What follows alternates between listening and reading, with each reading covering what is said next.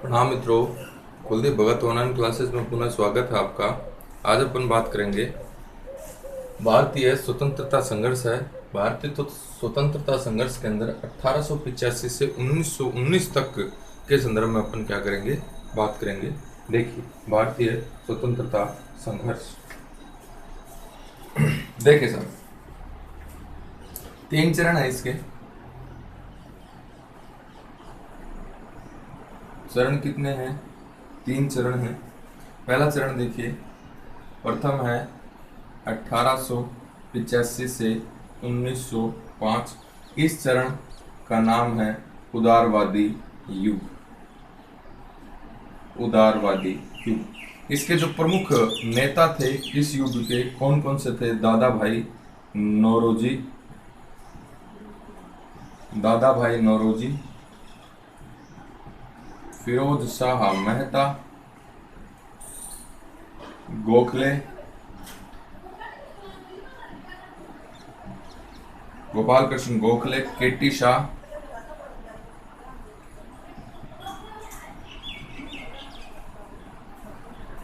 शाह, तेलंग,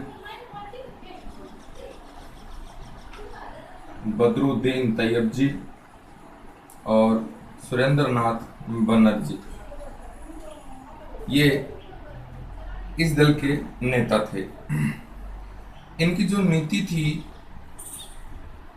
ये थी संवैधानिक।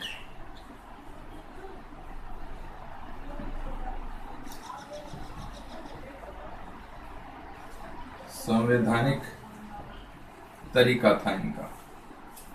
नेक्स्ट है 2 नंबर पे 1905 से 1919 का समय है। इसे उग्रवादी दल कहा गया और इसके प्रमुख जो नेता थे लाल बाल पाल प्रमुख नेता थे। अरविंद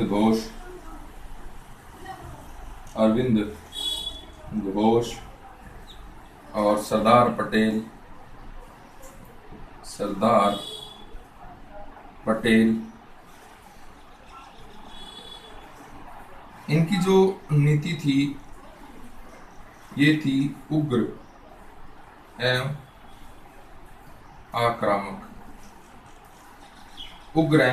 आक्रामक इनकी नीति थी।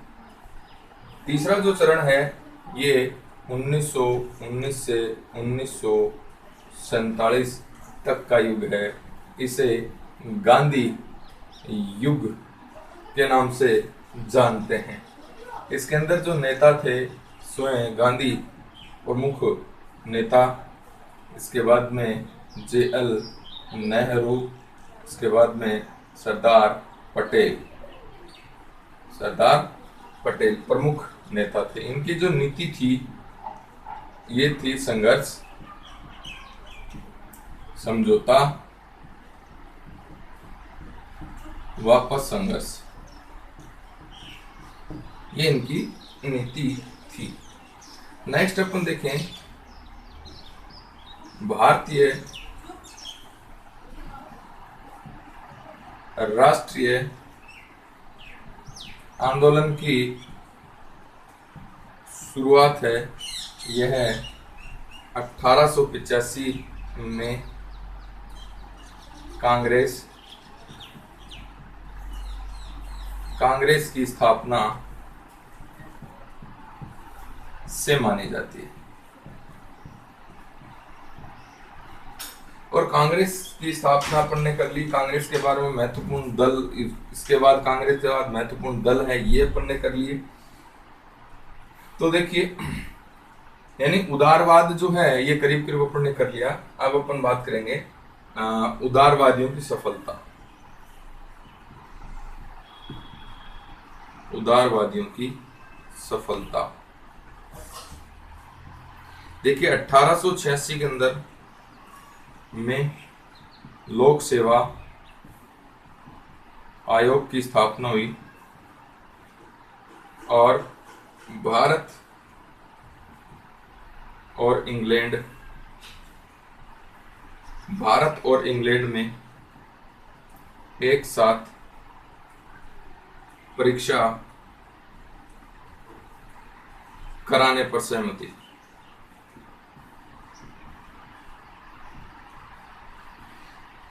भारतीय व्यय की समीक्षा के लिए वेलवाई आयोग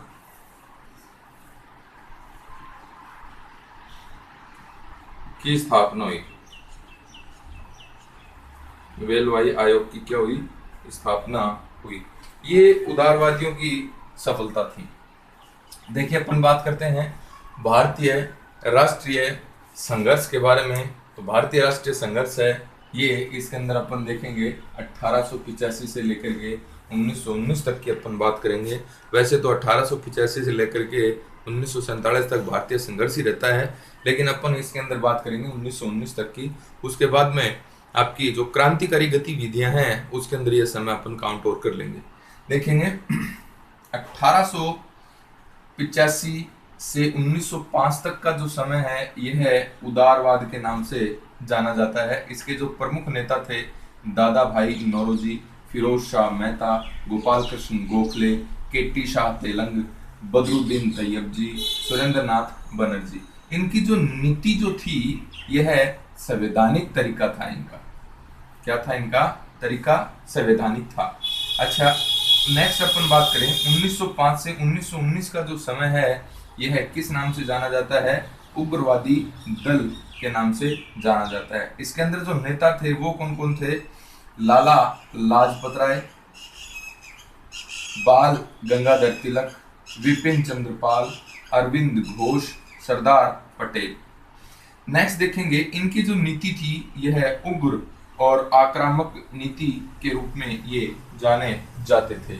इसके बाद में अपन बात करते हैं तीसरा चरण, और तीसरा चरण जो आपका है यह 1919 से 1947 तक का है। इस युग को गांधी युग के नाम से जानते हैं। यहाँ पर नेता देखेंगे स्वयं गांधी है, जवाहरलाल नेहरू है और सरदार पटेल है। इनकी जो नीति थी संघर्ष समझौता और संघर्ष इनकी क्या थी? नीति थी।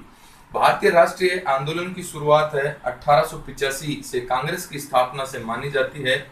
और कांग्रेस के बारे में और अपन और अन्य महत्वपूर्ण जो दल हैं उनकी अपन बात कर चुके हैं। आप पीछे वाले जो क्लासेस हैं वो देख सकते हैं। यानी उदारवादियों की लगभग बात कंप्लीट अपन ने पीछे वाले वीडियोस में कर ली है। अब अपन बात करेंगे तो देखेंगे उदारवादियों की सफलता है, ये देखेंगे आप। उदारवादियों की सफलता 1886 के अंदर लोक सेवा आयोग की स्थापना हुई। भारत और इंग्लैंड में एक साथ परीक्षा कराने पर सहमति हुई और भारतीय व्यय की समीक्षा के लिए एक आयोग गठित किया जाता है जिसका नाम है वेलवाई आयोग। तो ध्यान में रखना, वेलवाई आयोग का संबंध किससे है? भारतीय व्यय से है या व्यय की समीक्षा से है। ये बातें आपको ध्यान में रखनी है। आगे देखें साहब।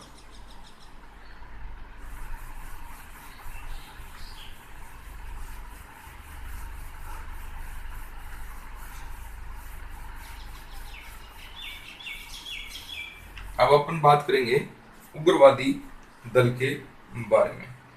उग्रवादी दल देखें साहब, उग्रवादी दल है ये पढ़ेंगे।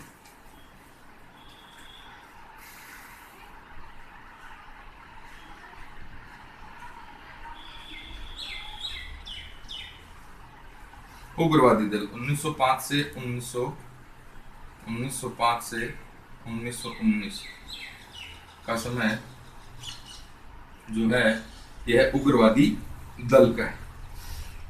यहां पर देखिए कलकत्ता के अंदर समाचार पत्र है बंगवासी। नेक्स्ट देखिए पुणे के अंदर समाचार पत्र है केसरी व काल जैसे अखबारों के अंदर कांग्रेस की उदारवादी नीति की आलोचना हुई। कांग्रेस की उदारवादी नीति है इसका विरोध हुआ या आलोचना हुई।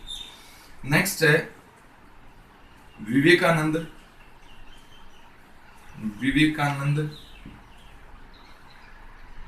बाल गंगाधर तिलक अरविंद घोष जैसे विचारकों ने भी उग्रवाद का मार्ग है यह प्रशस्त कर दिया। कैसे कर दिया? कुछ कथन है, विवेकानंद जी का कथन देखिए। विवेकानंद जी का कथन है, कमजोरी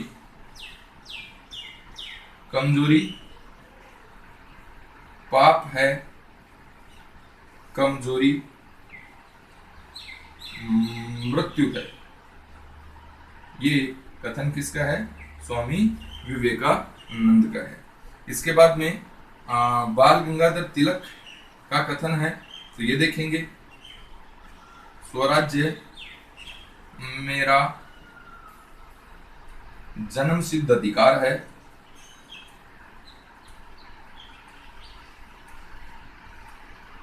मैं इसे लेकर रहूंगा।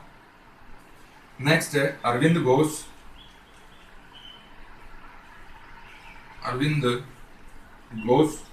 ये कहता है, राजनीतिक स्वतंत्रता के सामाजिक राजनीतिक स्वतंत्रता की सामाजिक तथा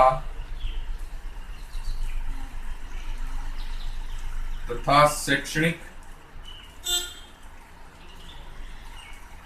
सुधार, औद्योगिक प्रसार,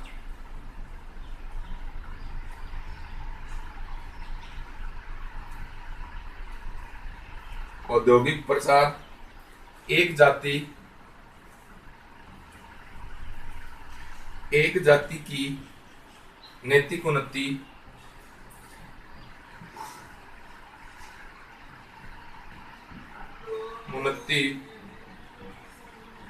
आदि की बातें सोचना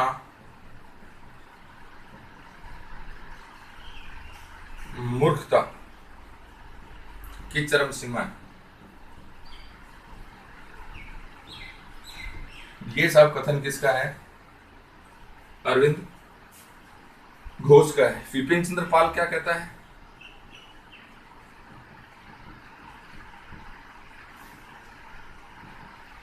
विपिन चंद्र पाल,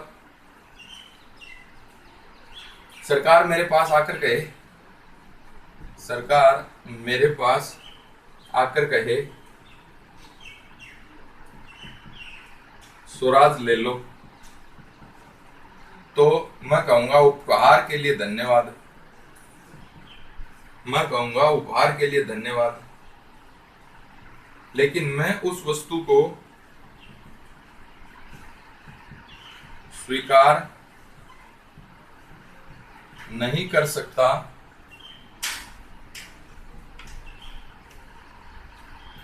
जिसको प्राप्त करने का सामर्थ्य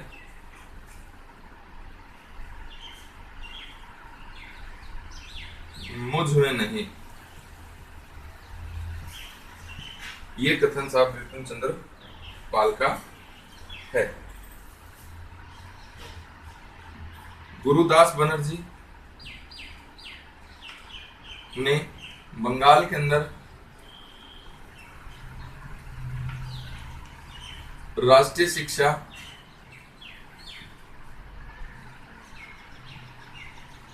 परिषद की स्थापना कर दी। तिलक ने दक्षिण शिक्षा समाज की स्थापना कर दी। तिलक ने सरकार के साथ असहयोग की नीति अपनाई। असहयोग की नीति है यह अपनाई तिलक ने। 1893 के अंदर तिलक ने 1893 के अंदर गणपति महोत्सव, 1895 में शिवाजी महोत्सव मनाने की प्रक्रिया शुरू कर दी महाराष्ट्र के अंदर, और सामाजिक एकता इससे स्थापित हुई। तिलक ने केसरी नामक समाचार पत्र, विपिन चंद्र पाल ने न्यू इंडिया नामक समाचार पत्र, और लाला लाजपत राय ने पंजाब केसरी के माध्यम से सरकार का क्या किया, विरोध किया। देखिए, अपन बात कर रहे हैं उग्रवादी दल। कलकत्ता के अंदर बंगवासी समाचार पत्र, पुणे के अंदर केसरी व काल नामक समाचार पत्रों के अंदर कांग्रेस की उदारवादी नीतियों का विरोध हुआ। विवेकानंद, बाल गंगाधर तिलक, अरविंद घोष आदि विचारकों ने उग्रवाद का मार्ग प्रशस्त कर दिया। विवेकानंद जी का कथन है, कमजोरी पाप है, कमजोरी मृत्यु है। तिलक का कथन है, स्वराज्य मेरा जन्मसिद्ध अधिकार है, मैं इसे लेकर रहूंगा। अरविंद घोष कहते हैं, राजनीतिक स्वतंत्रता के सामाजिक तथा शैक्षणिक सुधार, औद्योगिक प्रचार, एक जाति की नैतिक उन्नति आदि की बातें सोचना मूर्खतापूर्ण चरम सीमा है। मूर्खता की क्या है, चरम सीमा है, क्योंकि सारा का सारा विकास अंग्रेजों का ही क्यों हो, यह सोचना एक मूर्खतापूर्ण सोच, ये मूर्खता की चरम सीमा बताते हैं। कौन बताते हैं? अरविंद घोष। इसके बाद में विपिन चंद्र पाल। विपिन चंद्र पाल क्या कहते हैं? सरकार मेरे पास आकर कहे कि स्वराज ले लो तो मैं उपहार के लिए उनको धन्यवाद कहूंगा, लेकिन मैं उस वस्तु को स्वीकार नहीं कर सकता जिसको प्राप्त करने का सामर्थ्य मुझमें नहीं है। यानी ये सारे के सारे विचारकों ने क्या कर दिया, एक क्रांतिकारी माहौल है यह तैयार कर दिया। गुरुदास बनर्जी है, इसने बंगाल के अंदर राष्ट्रीय शिक्षा परिषद की स्थापना की। तिलक है, इसने दक्षिण शिक्षा समाज की स्थापना की। तिलक ने सरकार के साथ असहयोग की नीति अपनाई और 1893 के अंदर महाराष्ट्र में गणपति, 1895 के अंदर शिवाजी महोत्सव मनाने की क्या कर दी, इसने शुरुआत कर दी। नेक्स्ट है, तिलक ने केसरी नामक समाचार पत्र निकाला। पाल ने, विपिन चंद्र पाल ने न्यू इंडिया नामक समाचार पत्र निकाला। लाला लाजपत राय ने पंजाब केसरी नामक समाचार पत्र निकाला। इन तीनों पत्रों के द्वारा सरकार का क्या हुआ, विरोध किया। सरकार का क्या किया, साधु विरोध किया। तो ये बातें आपको ध्यान में रखनी है। आगे देखेंगे,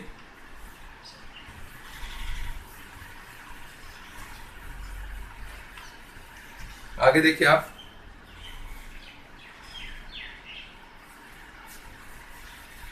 उग्रवादी दल के बारे में हम बात कर रहे हैं।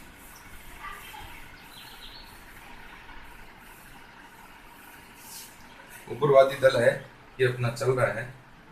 आगे देखिए, कर्जन की साम्राज्यवादी नीति।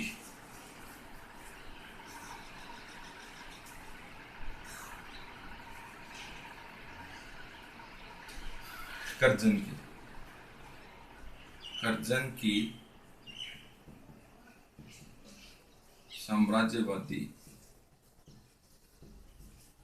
नीति और राष्ट्रवाद।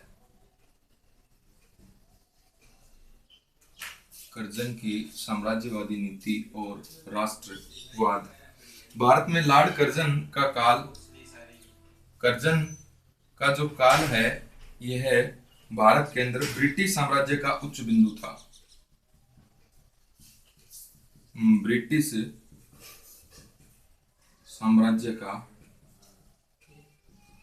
उच्च बिंदु था। कर्जन ने 1905 के अंदर बंगाल विभाजन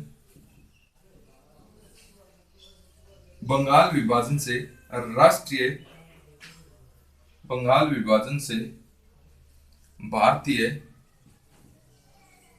राष्ट्रवाद को तूफानी तीव्रता मिली। राष्ट्रवाद को क्या मिल गई साहब? तूफानी तीव्रता मिली। नेक्स्ट है कर्जन को भारतीय राष्ट्रवाद का उत्प्रेरक कहा जाता है। अब देखिए, कर्जन ने बंगाल विभाजन किया।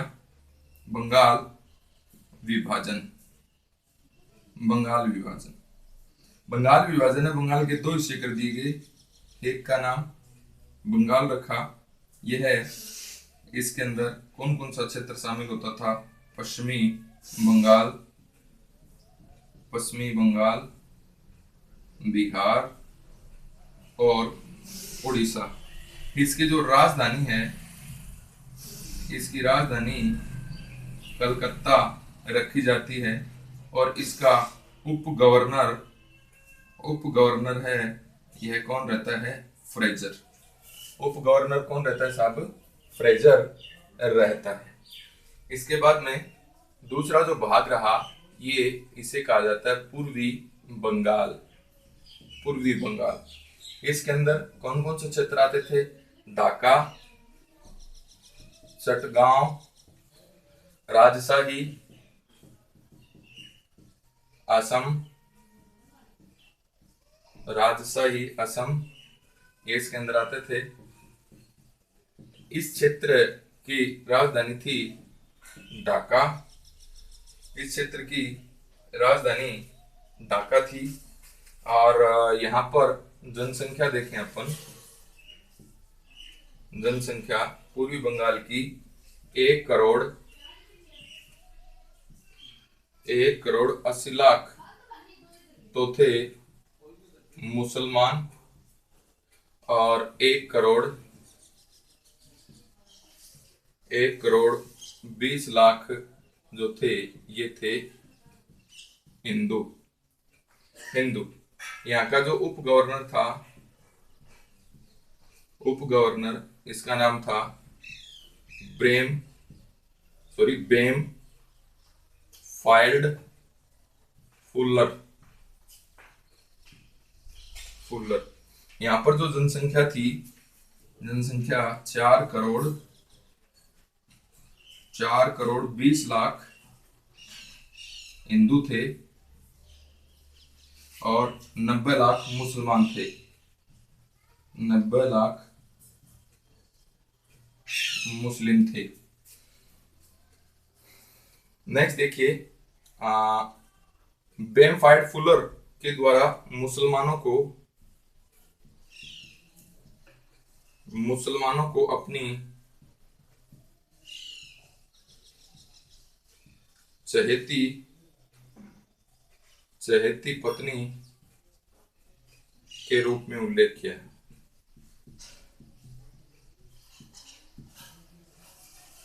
नेक्स्ट देखिए, 19 जुलाई 1905 में बंगाल विभाजन का निर्णय लिया गया और 16 अक्टूबर 1905 को बंगाल विभाजन है यह करा गया। बंगाली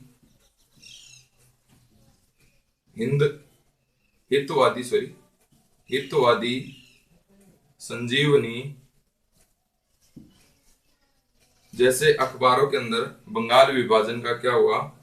विरोध किया गया। बंगाल विभाजन का विरोध किया गया। 16 अक्टूबर को बंगाल के अंदर शोक दिवस मनाया गया। शोक दिवस है यह मनाया गया बंगाल के अंदर।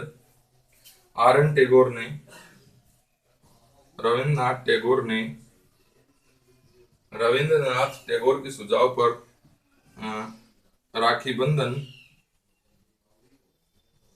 16 अक्टूबर को राखी बंधन दिवस के रूप में इसे मनाया गया। देखिए साहब, कर्जन की साम्राज्यवादी नीति और राष्ट्रवाद। कर्जन की साम्राज्यवादी नीति और राष्ट्रवाद के बारे में अपन बात कर रहे हैं। देखिए, कर्जन का काल है, ये ब्रिटिश साम्राज्य का उच्च बिंदु था। कर्जन ने 1905 के अंदर बंगाल विभाजन से भारतीय राष्ट्रवाद को तूफानी तीव्रता मिल गई थी। भारत का जो राष्ट्रवाद है यह बंगाल विभाजन के बाद से ही जन्म लेता है। कर्जन को भारतीय राष्ट्रवाद का उत्प्रेरक कहते हैं। इंपोर्टेंट क्वेश्चन है, ध्यान में रखना है। नेक्स्ट अपन बात करते हैं, तो देखिए बंगाल विभाजन है, ये देखेंगे बंगाल के दो भाग कर दिए गए, एक तो बंगाल कर दिया गया और दूसरा है पूर्वी बंगाल कर दिया गया। तो बंगाल है, इसमें अपन देखेंगे क्या हुआ। पश्चिमी, इसके अंदर कौन कौन से क्षेत्र थे, पश्चिमी बंगाल, बिहार, उड़ीसा। इसकी राजधानी कौन सी कर दी साहब, कलकत्ता कर दी गई। इसका जो गवर्नर था ये कौन था, उप गवर्नर फ्रेजर था। इसके अंदर जनसंख्या देखिए 4 करोड़ 20 लाख हिंदू थे और 90 लाख क्या थे, मुसलमान थे।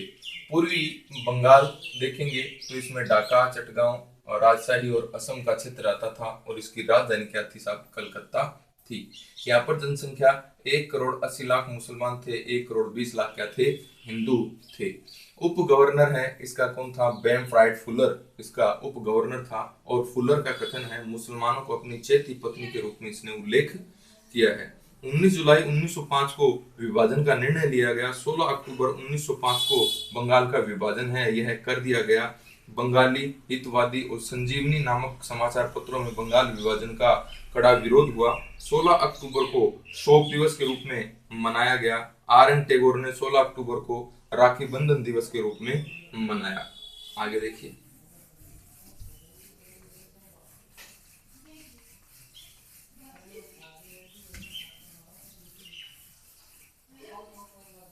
देखे सब।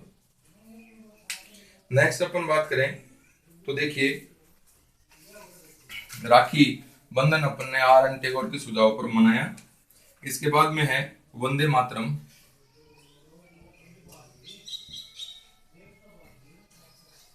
वंदे मातरम बंगाल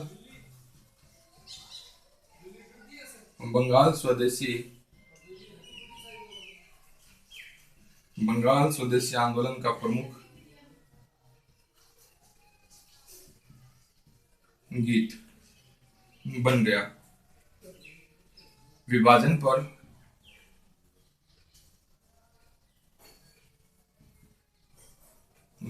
पर गोखले हैं, यह गोखले ने कहा यह एक निर्मम भूल है, यह एक निर्मम भूल है। विभाजन पर गोखले कहते हैं। SN बनर्जी हैं, ये कहते हैं विभाजन हमारे ऊपर एक वज्र की तरह गिरा।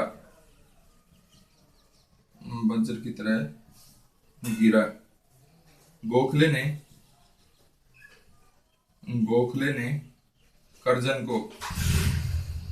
कर्जन की तुलना किससे करी है, औरंगजेब से करी है। गोखले ने कर्जन की तुलना औरंगजेब से करी है। नेक्स्ट है स्वदेशी एवं बहिष्कार प्रस्ताव। स्वदेशी एवं बहिष्कार प्रस्ताव। स्वदेशी एवं बहिष्कार प्रस्ताव। सर्वप्रथम बहिष्कार का सुझाव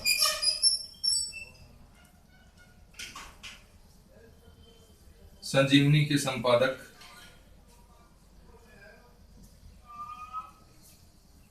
कृष्ण कुमार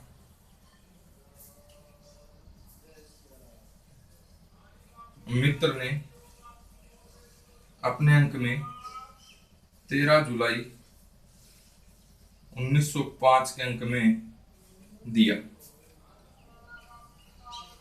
आगे देखिए 1905 1905 में बनारस का कांग्रेस अधिवेशन हुआ,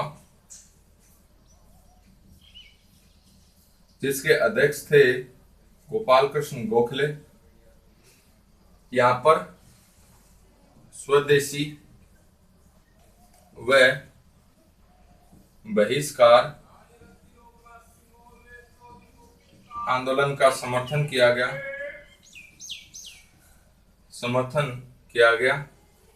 इसी अधिवेशन में कांग्रेस ने सर्वप्रथम स्वदेशी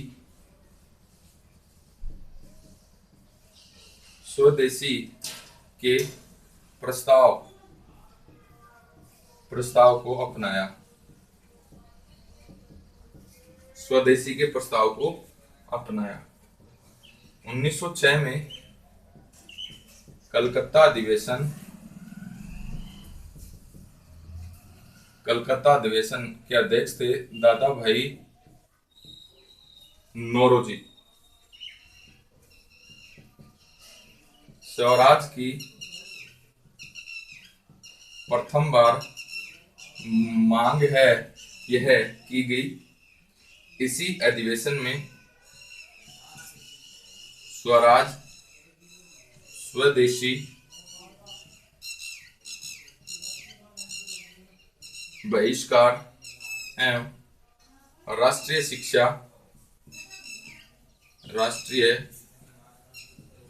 शिक्षा के प्रस्ताव पारित किए गए। नेक्स्ट है, इस अधिवेशन में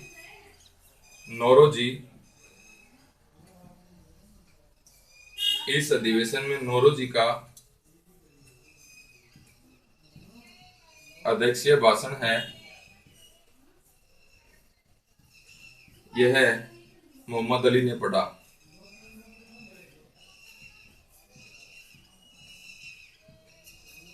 नेक्स्ट देखेंगे स्वदेशी आंदोलन का प्रचार। अब स्वदेशी आंदोलन है, स्वदेशी आंदोलन का प्रचार। स्वदेशी आंदोलन के प्रचार में देखिए, बंबई व पुणे के अंदर बाल गंगाधर तिलक और एस.एन. परांजपे के द्वारा किया गया। पंजाब और यूपी में अजीत सिंह, लाला लाजपत राय। नेक्स्ट है दिल्ली के अंदर सैयद हैदर रजा, और आपका मद्रास है, यहाँ पर चिदम्बरम, सुब्रमण्यम, आनंद पी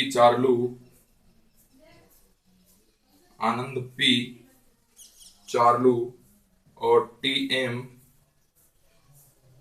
नायर, इन्होंने प्रचार किया मद्रास के अंदर।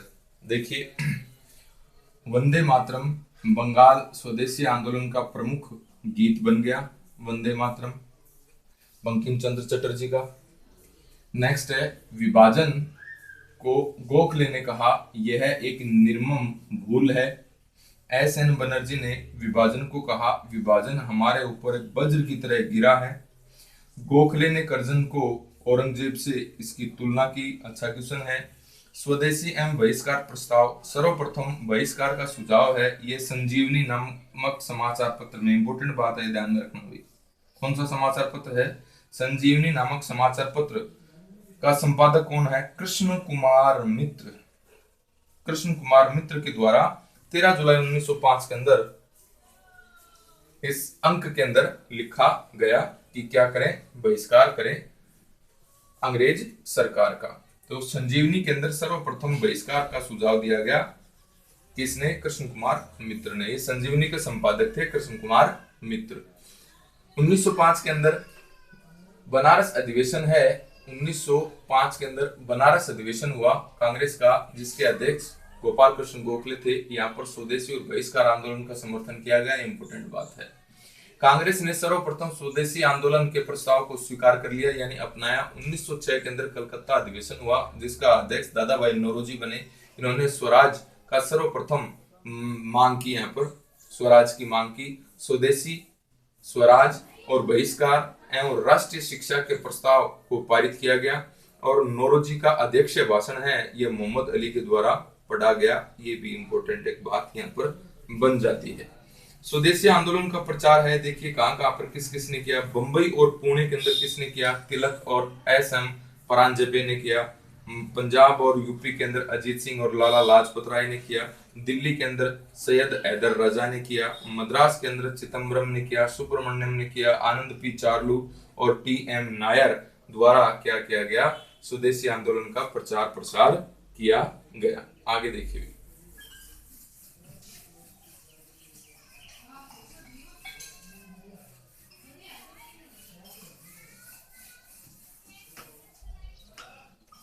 नेक्स्ट देखिए, अपन बात करें तो राष्ट्रीय शिक्षा को बढ़ावा। राष्ट्रीय शिक्षा को बढ़ावा, राष्ट्रीय शिक्षा को बढ़ावा, ये भी उग्रवादी जो आंदोलन था इसका प्रमुख हिस्सा था। शांति निकेतन की तर्ज पर, शांति निकेतन की तर्ज पर बंगाल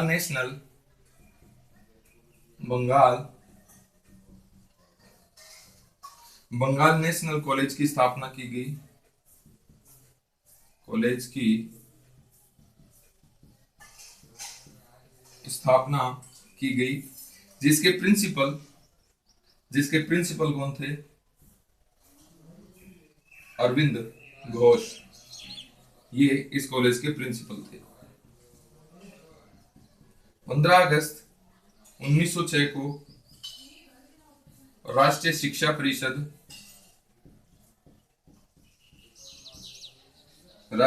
परिषद की स्थापना की गई।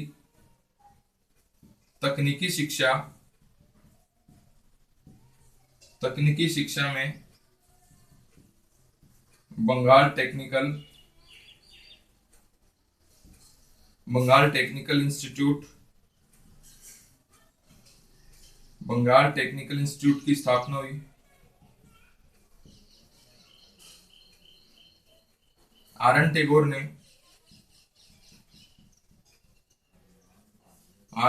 ने 1901 के अंदर शांति निकेतन की स्थापना की, जो 1921 के अंदर विश्व भारती विद्यालय के नाम से प्रसिद्ध हुआ। नेक्स्ट देखेंगे, ब्रह्म बांधव उपाध्याय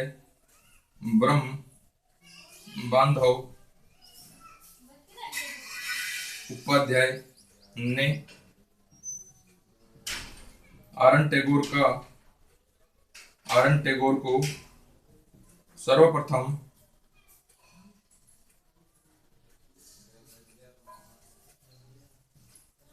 गुरुदेव कहा।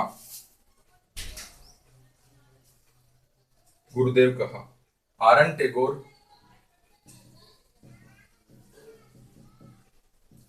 टैगोर द्वारा रचित जनगण मन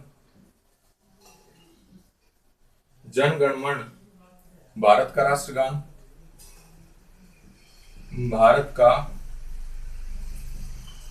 राष्ट्रगान, और आमार सोनार बांग्ला, यह बांग्लादेश का राष्ट्रगान बना। नेक्स्ट है डॉन सोसाइटी।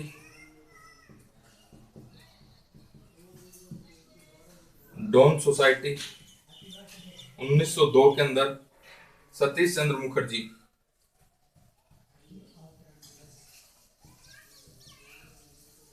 चंद्र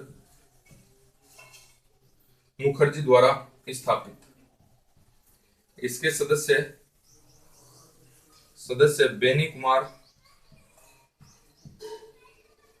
बेनी कुमार सरकार। इसके सदस्य देखें आप, बेनी कुमार सरकार, सिस्टर निवेदिता, स्वामी विवेकानंद की शिष्या थी, जतिन मुखर्जी, नेक्स्ट है राजेंद्र प्रसाद,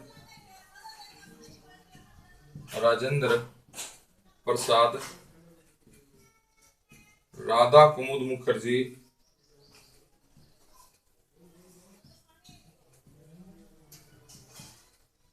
किशोरी मोहन,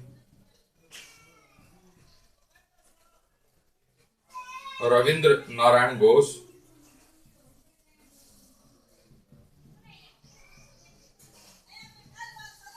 आदि इसके क्या थे साहब, सदस्य थे डॉन सोसाइटी के। नेक्स्ट देखिए, इस संस्था ने राष्ट्रीय शिक्षा का प्रचार किया।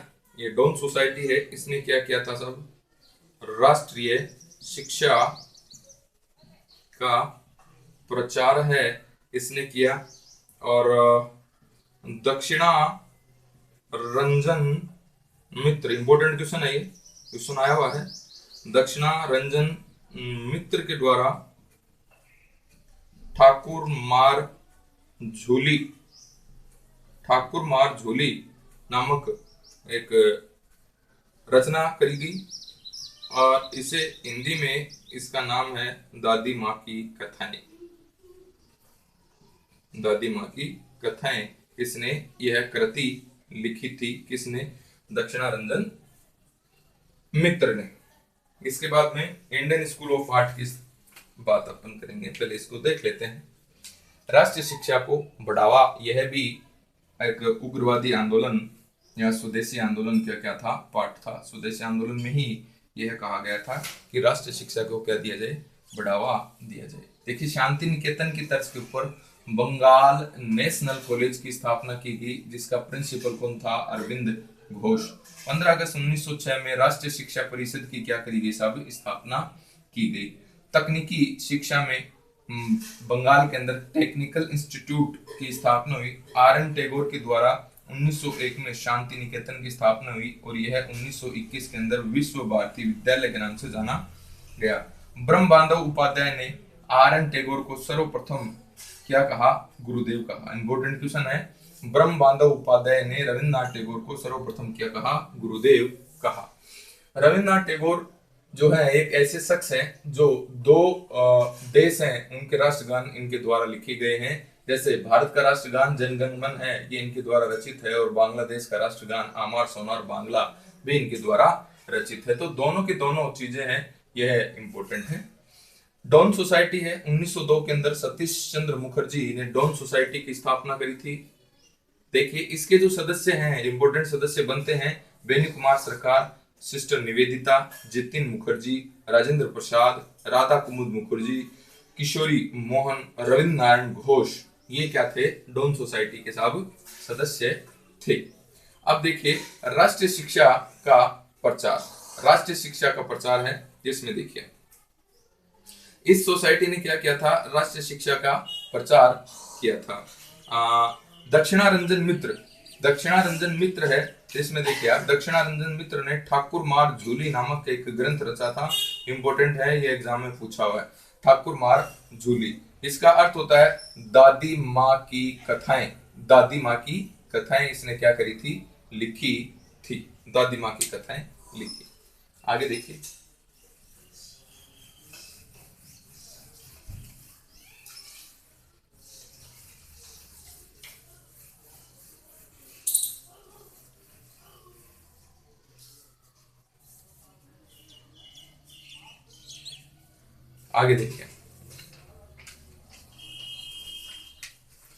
Indian school of art.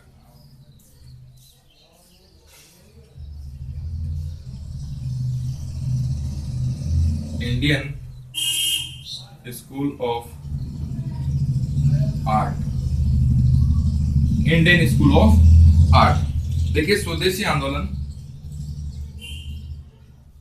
स्वदेशी आंदोलन के समय, स्वदेशी आंदोलन के समय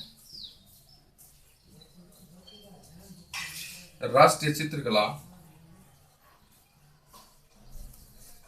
को,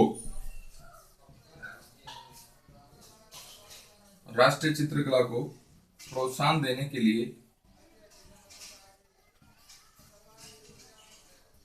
प्रोत्साहन देने के लिए 1906 में अरविंद्रनाथ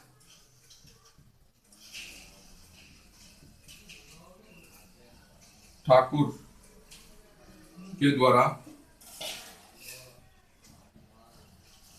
प्राच्य कला भारतीय समिति, प्राच्य कला भारतीय समिति प्रमुख चित्रकार हैं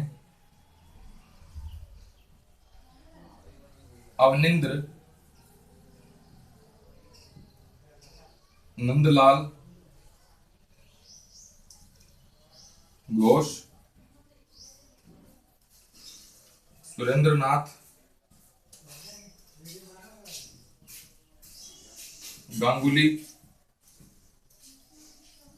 सुरेंद्रनाथ गांगुली।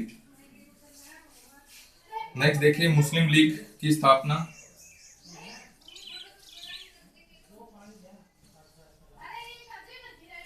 मुस्लिम लीग अलीगढ़ कॉलेज का,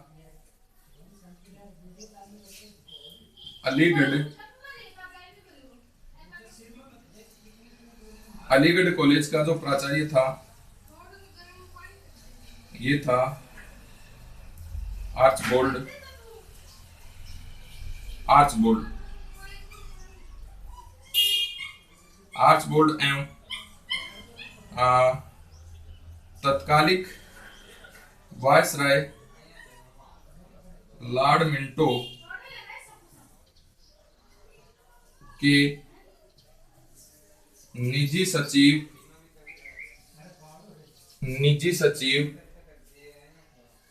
इसका नाम था डनलप स्मिथ, डनलप स्मिथ के प्रयास से आगा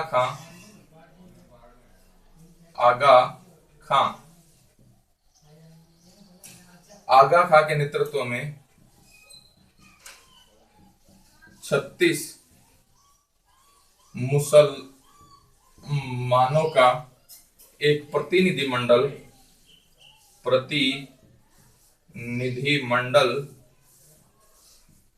1 अक्टूबर 1906 में लॉर्ड मिंटो से मिला और मुसलमानों के राजनीतिक हितों की मांग की गई। सर 30 दिसंबर 1906 में सलीमुल्लाह खां ने ढाका में मुस्लिम लीग का क्या कर दिया, गठन कर दिया। इसके पहले जो अध्यक्ष थे ये थे वकार उल मुल्क थे। गांधी के द्वारा कहा गया भारत का वास्तविक जागरण बंगाल विभाजन के उपरांत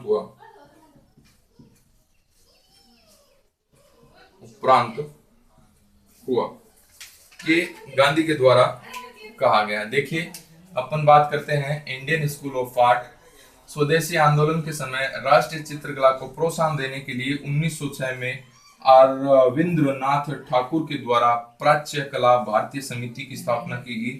प्रमुख जो चित्रकार थे अवनिंद्र, नंदलाल घोष, सुरेंद्रनाथ गांगुली। मुस्लिम लीग की स्थापना है, ये देखिए इंपॉर्टेंट क्वेश्चन बनता है। अलीगढ़ कॉलेज के प्राचार्य थे जिनका नाम था आर्चबोल्ड। क्या नाम था? आर्चबोल्ड। एवं तत्कालिक वायसराय लॉर्ड मिंटो के निजी सचिव थे जिनका नाम था डनलप स्मिथ। के प्रयास से आगा खां के नेतृत्व में 36 मुसलमानों को एक प्रतिनिधिमंडल है 1906 1 अक्टूबर 1906 को लॉर्ड मिंटो से मिलते हैं और मुसलमानों के राजनीतिक हितों की यहाँ पर मांग की जाती है। और 30 दिसंबर 1906 को सलीमुल्लाह खां के द्वारा ढाका में मुस्लिम लीग की स्थापना हो जाती है और इसका प्रथम अध्यक्ष कौन रहता है? वकार उल मुल्क रहता है। गांधी का कथन है भारत का वास्तविक जागरण बंगाल विभाजन के उपरांत ही हुआ है। तो ये बात भी आपको ध्यान में रखना है कि गांधी ने क्या कहा है कि भारत का वास्तविक जागरण है ये बंगाल विभाजन के उपरांत हुआ है। तो ये प्रमुख बातें थी आपके भारतीय स्वतंत्रता संघर्ष के अंदर। देखिए उग्रवादी दल अपन पढ़ रहे थे, इसके अंदर अपने को मुख्य जो बात करनी थी ये 1919 तक की अपन को बात करनी थी, लेकिन इसके बाद में जो अपना क्रांतिकारी जो मिशन चलेगा या क्रांतिकारी जो अपना आंदोलन चलेगा उसके अंदर प्रमुख टॉपिक्स हैं ये आएंगे। तो अपन यहाँ पर न पढ़ के प्रमुख जो टॉपिक हैं वो क्रांतिकारी आंदोलन में पढ़ लेंगे। धन्यवाद मित्रों।